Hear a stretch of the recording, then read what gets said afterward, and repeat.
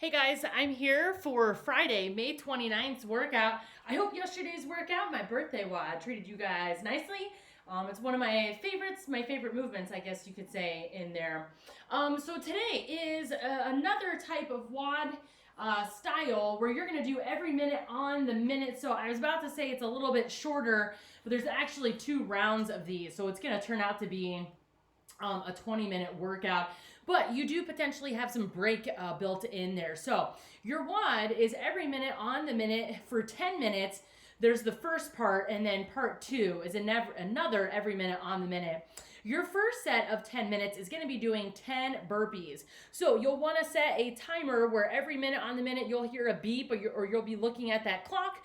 And then on the top of each of those minutes, you'll do 10 burpees. So whatever time you have remaining, so let's say those 10 burpees takes you 30 seconds, and you've got 30 seconds to wait until the next minute pops up, and you'll do another 10 burpees. So hopefully you partition these to have a little bit of a break. And I would say you probably want to plan for those. So if 10 burpees is going to take you the entire 60 seconds, or let's say you do time cap out and you're doing your last burpee as that's rounding the minute, I would scale down to maybe 9 burpees. If that still doesn't get you through the minute, maybe do 8 burpees, or keep scaling back your burpee repetitions or your burpee style. These could be burpee kickouts or elevated burpees where you're not going down all the way and doing a push-up. So scale appropriately where you do have some built-in rest as you're doing those burpees.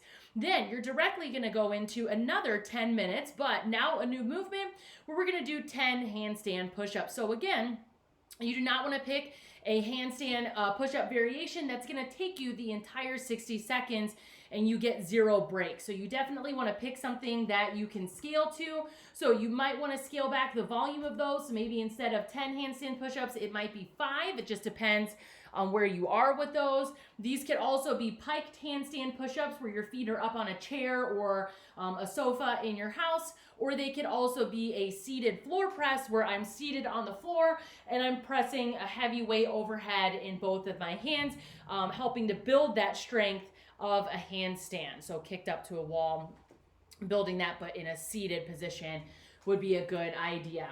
Your skill strength is going to be some side step ups here that we'll talk about when we get to those. So you'll have some leg strengthening in the skill strength for today. So to get your body ready for the 10 burpees and your 10 handstand push-ups, let's review proper form for a handstand push-up. You're going to do that by going through 5 repetitions of a shoulder press, followed by 5 hollow bodies, and then 5 handstand kickups. So these are all going to be done from a standing position. You will not be on the floor doing any of these, and you'll be kicking up to a wall or practicing kickups for the last one, the handstand kickups. You'll then go into 2 rounds of a 300-meter run, and if you don't know how far that is, pick a distance and run out maybe 60 seconds and back and count that good for the 300 meters. Followed by 60 seconds of stretching. Hopefully we're feeling better and more recovered from Murph on Monday, and we'll do some more stretching here. Followed by some burpee practice, some burpee kickouts, and then some WOD style handstand push-ups. So whatever style you're going to use, you'll have some time to practice those in the warm-up. So let's start with the handstand push-up review. You'll grab a PVC or a dowel, and you're going to practice that nice front rack position and then the fully stacked out body. So my arms are covering my ears, and that dowel is directly over my head. You're going to bring that back down to your front rack, looking straight ahead, and then fully press out overhead. So again, we're mimicking an actual handstand push-up during the press out portion of that. So when I'm doing my shoulder press in for a handstand push-up, my elbows should be pointing directly forward. Same thing if I'm kicked up doing a handstand push-up against a wall. So I'm trying not to get my elbows to flare out this way. I'm going to get more power out of that press if everything is directly stacked up and in alignment, and my elbows are pointing straight out from there. Then you need to practice 5 hollow bodies. So a lot of people might, with their handstand push-ups, kick up against the wall and then lose their balance, and they'll come down and they have to kick up again, and then they waste some time and energy doing that. Part of that is not hitting the hollow body position at the top of your handstand push-up. So it's going to feel a little weird right now because we don't have weight overhead, or we're not pressing out against a floor. So I want you to think about it like this. If I'm fully stacked out, my arms overhead, just like we were doing for a shoulder press, if I have my thumb on my sternum and my pinky on my belly button and I exhale a breath, I should feel my body curl in slightly, just like a hollow body or a hollow rock that we would do on the floor. So I want you to think about that with your hands overhead, and then I want you to think about bringing your sternum close to your belly button, fully extend again, practice that hollow body position and curling your body, like cradling it in a little bit. That's what you should be doing during your handstand push-up. Think exhale a little bit of a breath. You're gonna form a hollow body position, and then do your actual handstand push-up. Followed by, I would like you to practice 5 handstand kick-ups. So that could be from the floor, or that could be using a chair or something like that I'm gonna put my hands on, and then I'm gonna practice kicking up into a handstand. So whatever you feel most comfortable with, do 5 handstand kick-ups.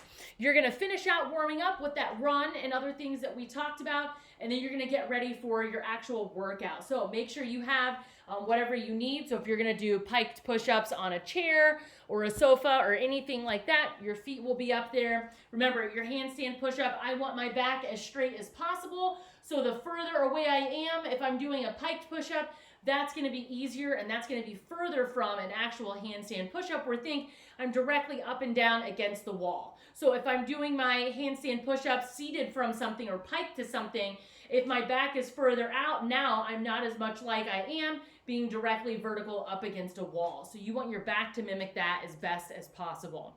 Your skill strength for today is gonna be 200 side step up. So we have not done a side step up. So it's recommended that you grab a chair that might be a little tall for you. So maybe it's a stool or a step stool or something like that, or something sturdy enough. So I don't know if a couch in your house would be a good idea because that might be a little soft when you step on that.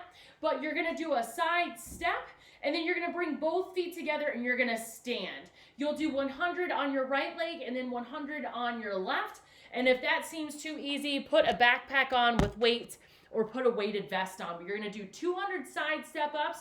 So 100 on one leg, 100 on the other leg. Find an object or a height that works best for you to step up on. And good luck on this one for Friday, guys.